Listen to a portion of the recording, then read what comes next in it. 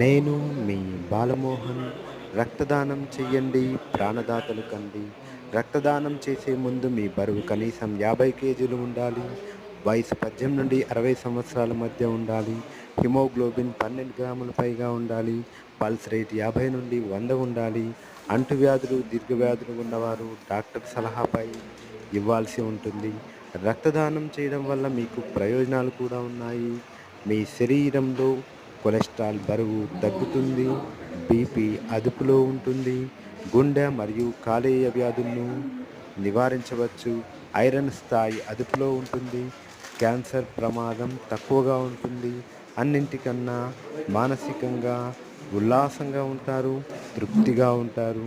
ఎలాంటి అపోహలు లేకుండా సంతోషంగా రక్తదానం చేయండి. మీ చుట్టూ ఉన్న వారికి అవగాహన కల్పించండి. రక్తదానం చేయించండి.